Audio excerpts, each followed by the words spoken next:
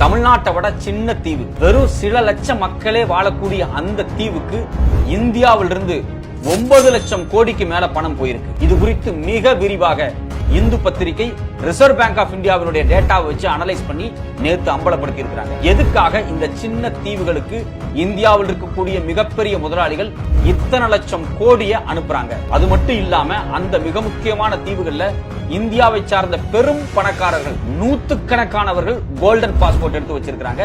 எதுக்காக அந்த தீவுல கோல்டன் பாஸ்போர்ட் எடுத்து வச்சிருக்காங்க? இது குறித்து ஏற்கனவே இந்தியன் எக்ஸ்பிரஸ் அம்பலப்படுத்தி ஒரு கட்டுரை வெளியிட்டிருந்தாங்க. எப்படி கருப்பு பணங்கள் வெள்ள பணமாக மாற்றப்பட்டு இந்த தீவுகள் ஊடாக இந்தியாக்குள்ள வருது, அதே மாதிரி இந்தியாவை விட்டு பல்லாயிரம் கோடி பல லட்சம் கோடி இந்த தீவுகளில் வழியாக வெளியே போகுது. இது குறித்து இந்து பத்திரிகையும் இந்தியன் எக்ஸ்பிரஸ் வெளியிட்டிருக்கக்கூடிய ஆதாரம் என்ன? வணக்கம், அது தமிழ் குரல். நான் உங்கள் சத்யராஜ்.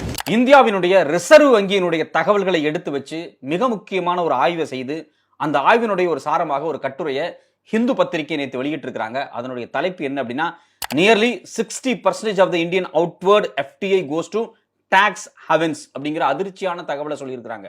அதாவது மோடி அரசாங்கம் ஆட்சிக்கு வந்ததுக்கு பிறகு இந்தியாவினுடைய வர்த்தகம் ரொம்ப சிறப்பாக இருக்குது. இந்திய நிறுவனங்கள் பல்லாயிரம் கோடிகளை வெளிநாட்டில் இருக்கக்கூடிய நிறுவனங்களை முதலீடு பண்றாங்க. அதே மாதிரி வெளிநாட்டில் இருக்கக்கூடிய நிறுவனங்கள் இந்தியாவில் வந்து ஃபாரின் டைரக்ட் இன்வெஸ்ட்மெண்ட்டாக நிறைய முதலீடுகள் பண்றாங்க அப்படின்னு சொல்லி பயங்கரமா பிரச்சாரம் பண்ணிட்டு இருந்தாங்க.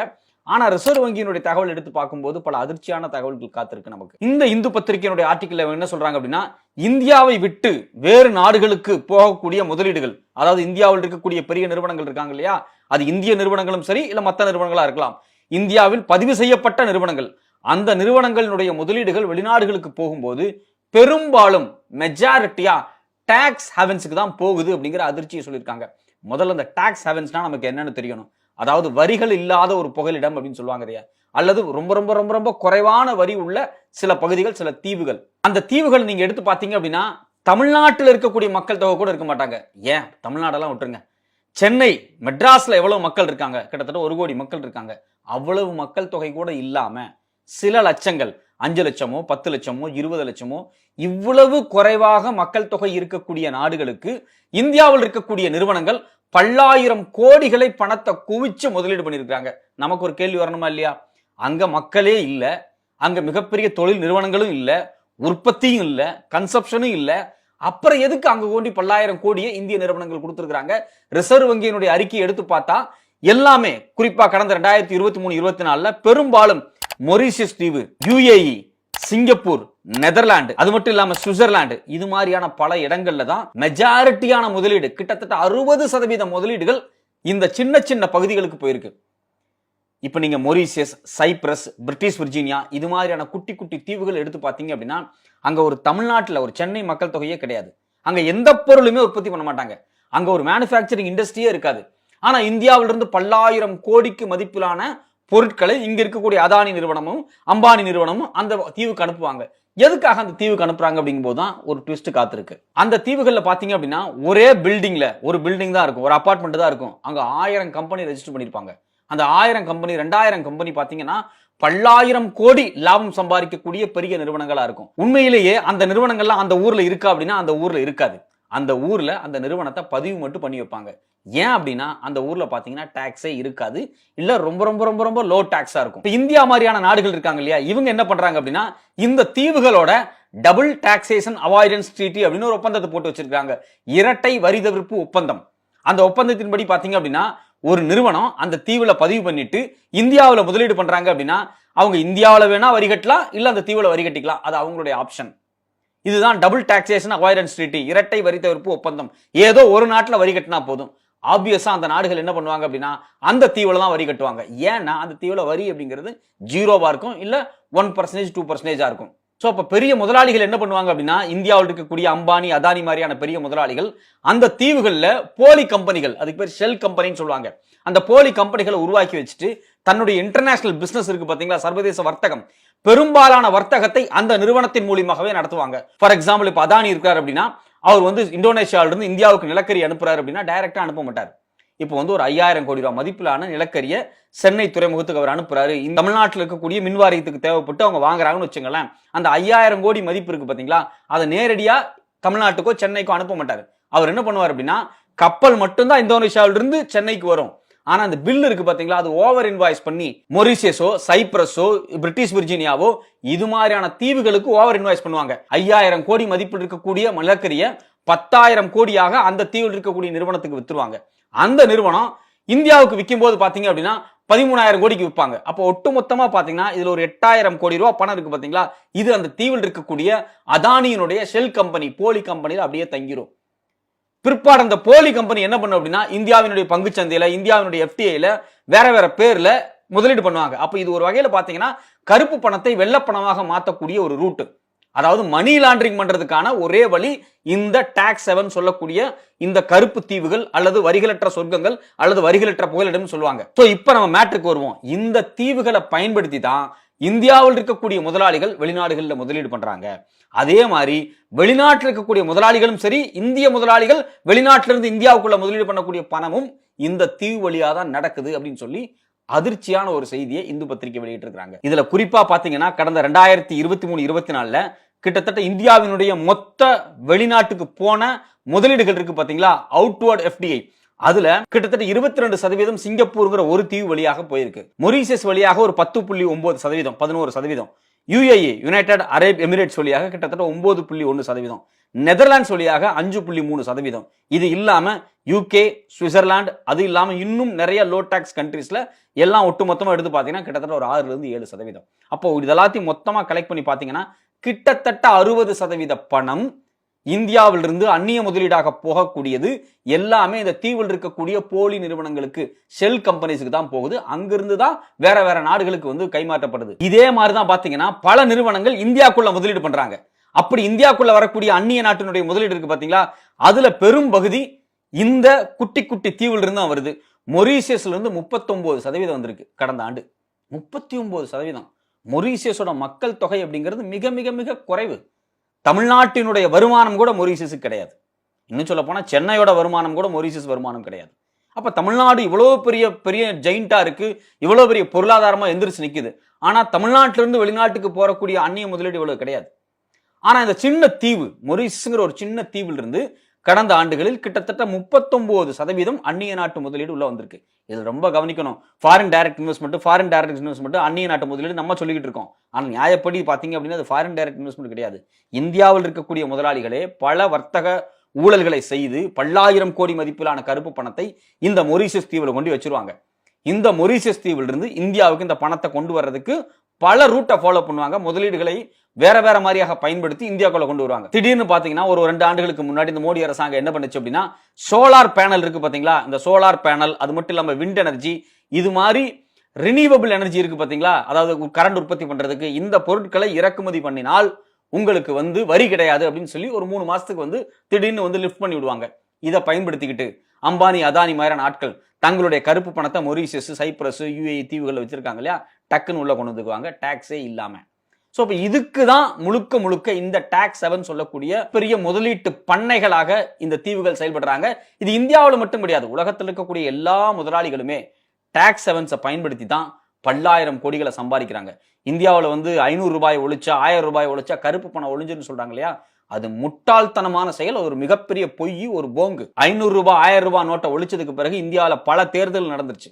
அந்த எல்லா தேர்தலையும் இங்க இருக்கக்கூடிய மக்களுக்கு காசு கொடுத்துட்டு தான் இருக்காங்க. அது எல்லாமே கருப்பு பணம் தான். பல்லாயிரம் கோடி புழங்கிட்டு இருக்கு.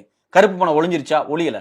அப்ப எதுக்காக 500 ரூபாய் 1000 ரூபாய் நோட்டை மோடி அரசாங்கம் ஒழிச்சுது அப்படின்னா, நம்மள எல்லாத்தையும் இந்த ஜிபேல இன்னைக்கு பண்ணிட்டு இருக்கோம் பாத்தீங்களா, இந்த பேமெண்ட் எல்லாத்தையும் ஆன்லைன் பேமெண்ட்டுக்குள்ள கொண்டு வரதுக்காக, டிஜிட்டல் பரிவர்த்தனைக்குள்ள கொண்டு வரதுக்காக நடந்த ஒரே ஒரு சதிதான். இந்த டிமானிட்டைசேஷன் முடிஞ்சு இத்தனை வருஷம் ஆச்சு. இத்தனை வருஷத்துல கருப்பு பணம் ஒழியல. ஆனா நம்ம எல்லாருமே பேங்க்குள்ள வந்துட்டோம். சோ நம்மளுடைய டிரான்சாக்ஷனுக்கு இனிமேல் அவங்க வரி போட்டு இன்னும் பேங்க்ல எக்கச்சக்கமான பணத்தை கொள்ளையடிப்பாங்க. இதுதான் அவங்களுடைய நோக்கம். கருப்பு பணம் எப்பவுமே கட்டுக்கட்டாக பதுக்கி வைக்கப்படாது. கருப்பு பணம் பெரும்பாலும் கருப்பு பொருளாதாரமாகத்தான் செயல்படும். அந்நிய நாடுல இருக்கக்கூடிய செல் கம்பெனிஸ்ல இது மாதிரியான கருப்பு முதலீடுகளா இருந்து இந்தியாக்குள்ள வந்துகிட்டு இருக்கும். கருப்பு பணம் எப்போதுமே வங்கி மூலியமாகத்தான் பெரும்பாலும் சுழற்சி பண்ணிட்டே இருக்கு. இது குறித்து பாத்தீங்கன்னா டெல்லி யூனிவர்சிட்டி ப்ரொஃபசர் அருண்குமார் வந்து அவருடைய புத்தகத்துல இந்தியாவினுடைய பொருளாதாரத்தில் சரி பாதி 50% கருப்பு பொருளாதாரம் அப்படின்னு ப்ரூஃப் பண்ணி எழுதினாரு. கருப்பு பொருளாதாரம் வேற, கருப்பு பணம் வேற. கருப்பு பொருளாதாரம் அப்படிங்கிறது நம்மள மாதிரி வங்கிக்குள்ளேயே தான் சுத்திட்டு இருக்கும். அதுக்கு எக்ஸாக்டான அக்கௌண்ட் எல்லாம் இருக்காது. பல்வேறு போலி நிறுவனங்களை உருவாக்கி, போலி கணக்குகளை உருவாக்கி பணத்தை வந்து லாண்ட்ரி பண்ணிக்கிட்டே இருப்பாங்க. இந்த கருப்பு பணத்தை பயன்படுத்தி இந்த கருப்பு பணத்திற்காகவே உருவாக்கப்பட்டது அந்த டாக்ஸ் ஹெவன்ஸ். இந்த டாக்ஸ் ஹெவன்ஸ்ல இருந்து தான் 60% முதலீடுகள் இந்தியாவுக்கு உள்ள போறதும் சரி, இந்தியாவுக்கு உள்ள வர்றதும் சரி, இந்தியா விட்டு வெளியே போறதும் சரி, முழுக்க இது வழியா தான் நடந்துகிட்டு இருக்கு அப்படிங்கிறாங்க. இப்ப நம்ம மொரீஷியஸ் பார்த்தோம். கடந்த ஆண்டு மொரீஷியஸ்ல இருந்து 39%, சிங்கப்பூர்ல இருந்து 13%. சிங்கப்பூரோட மக்கள் தொகை சென்னையோட மக்கள் தொகையை விட குறைவு. அங்கிருந்து எப்படி 13% முதலீடு வருது? அதே மாதிரி பாத்தீங்கன்னா நெதர்லாந்து 5%. அது இல்லாம சைப்ரஸ் தீவு, ஒரு குட்டி தீவு, 4%.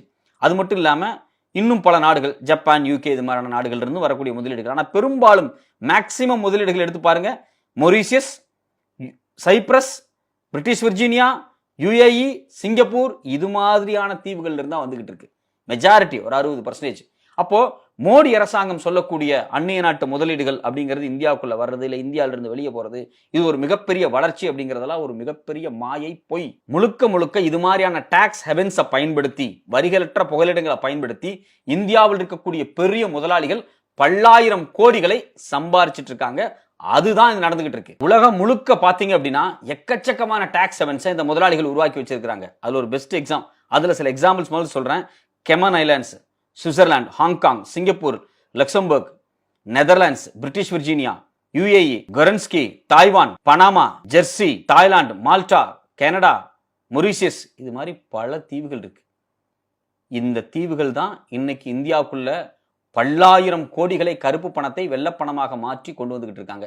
நாங்க கருப்பு பணத்தை ஒழிக்க போறோம், நாங்க அதை பண்ண போறோம், இதை பண்ண போறோம் அப்படின்னு சொல்லி போலியான வாக்குறுதிகளை இந்த மோடி அரசாங்கம் கொடுத்துக்கிட்டு இருக்காங்க. அப்படிங்கிறதுக்கு ரிசர்வ் பேங்க் ஆஃப் இந்தியாவினுடைய டேட்டாவை நேற்று இந்து பத்திரிகை வெளியிட்டு இருக்காங்க இல்லையா, இதுல இருந்தே நம்ம புரிஞ்சுக்கலாம். இன்னும் சில டேட்டாக்களை பாத்தீங்க அப்படின்னா இந்தியன் எக்ஸ்பிரஸ் ஏற்கனவே போன ஆண்டே வெளியிட்டு இருந்தாங்க. 2022, 2023 இந்தியாவிலிருந்து வெளியே போன அந்நிய முதலீடுகள் எவ்வளவு அப்படிங்கிறது குறித்து. அதுல பாத்தீங்க அப்படின்னா சிங்கப்பூர் 2022 சிங்கப்பூர் வழியாக இந்திய முதலீடுகள் வெளியே போனது 1,82,000 கோடி. 2023 2 லட்சம் கோடி, எக்ஸாக்டா சொல்ல போனா 2,03,000 கோடி. இத்தனாயிரம் கோடி சிங்கப்பூர்ல கொண்டு போய் இந்திய நிறுவனங்கள் முதலீடு பண்ண வேண்டிய தேவை என்ன?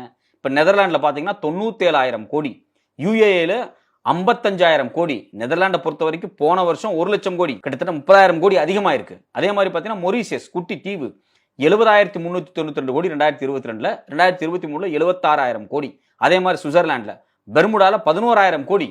சின்ன தீவு, பெர்முடாங்கிறது ஒரு சின்ன தீவு.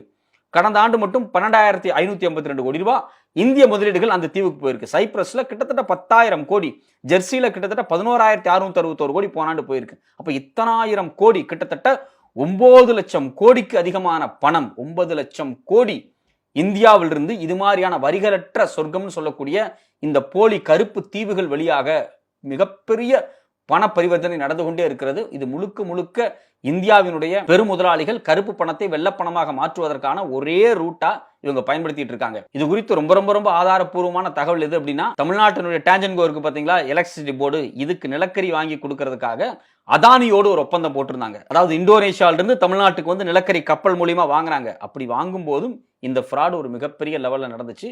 அதானி நிறுவனம் வந்து பல போலி நிறுவனங்களை வந்து இது மாதிரி சைப்ரஸ், பெர்முடா தீவுகளை உருவாக்கி தான் எக்கச்சக்கமாக விலையை அதிகப்படுத்தி மட்டமான குவாலிட்டியில, அதாவது ஒரு நிலக்கரி வாங்கும்போது அந்த நிலக்கரியினுடைய எரியக்கூடிய தன்மை இருக்கு பாத்தீங்களா, கேலரிஸ் இருக்கு பாத்தீங்களா, அந்த கேலரியின் அடிப்படையில் ரேட்டை பிக்ஸ் பண்ணப்படும். இவங்க கப்பல்ல ஏற்றும் போது ஒரு கேலரி, அதுக்கேற்ற மாதிரி ஒரு பணம். ஆனா இங்க வரும்போது ரொம்ப மட்டமான குவாலிட்டியான ஒரு கேலரி உள்ள நிலக்கரியை கொண்டு இறக்கி இருக்கிறாங்க. அவங்க சொன்னதை விட குவான்டிட்டி குறையா வந்திருக்கு. அது மட்டும் இல்லாம அவங்க சொன்ன ரேட்டை விட அங்க இந்தோனேஷியாவில் என்ன ரேட் இருக்கோ அதை விட டபுள் மடங்கு அதிகமான ரேட்டு தமிழ்நாட்டுக்குள்ள வந்திருக்கு. இது குறித்து ஆதாரப்பூர்வமான தகவலை வந்து ஏற்கனவே பல பத்திரிகைகள் வெளியிட்டு இருந்தாங்க. ஸோ அப்போ இது மாதிரி தீவுகளை பயன்படுத்தி தான் அம்பானி, அதானி மாதிரியான ஆட்கள் தொடர்ச்சியாக ஒரு மிகப்பெரிய வருமானத்தை சம்பாதிச்சிட்டு இருக்காங்க. அப்புறம் சாதாரண ஏழை எளிய மக்கள் நம்மளை போய் 500 ரூபாயை கொண்டு போய் நீ வந்து பேங்க்ல கட்டு, 1000 ரூபாய் பேங்க்ல கட்டு, நாங்க கருப்பு பணத்தை மாத்த போறோம்னு சொன்னீங்க. 2000 ரூபாய் நோட்டு கொண்டு வந்தீங்க. இப்போ ஒரு 2000 ரூபாய் நோட்டு கூட கிடையாது. இப்போ 2000 ரூபாய் நோட்டை இல்லாமே பண்ணிட்டாங்க. ஸோ அப்போ சாதாரண ஏழை எளிய மக்கள் நம்ம தான் போய் பேங்க்ல தெருவில் நின்று பணத்தை கொடுத்து பணத்தை வாங்கிட்டு இருந்தோம். ஆனா இது மாதிரியான பெரும் முதலாளிகள் பல்லாயிரம் கோடி, பல லட்சம் கோடியை வெளிநாடுகளுக்கு அனுப்பக்கூடிய இந்த முதலாளிகள் எப்பவுமே பேங்க் வழியாக பல பிளாக் ரூட்ல அனுப்பிச்சுக்கிட்டு இருக்காங்க. அப்படிங்கிறதான் யதார்த்தமான உண்மையா இருக்கு. இந்த மோடி அரசாங்கத்தினுடைய முகத்தரையை இந்து பத்திரிகை வந்து இன்னைக்கு கிழிச்சிருக்கிறாங்க. தொடர்ச்சியாக இது மாதிரியான பல மிக முக்கியமான தகவல்கள் ஒயர் பத்திரிகை போன்ற மிக முக்கியமான பத்திரிகை வெளியிட்டு இருக்காங்க. அடுத்தடுத்த தகவல்கள் வரும்போது இது குறித்து இன்னும் நம்ம விரிவாக சில வீடியோக்களை போடுவோம்.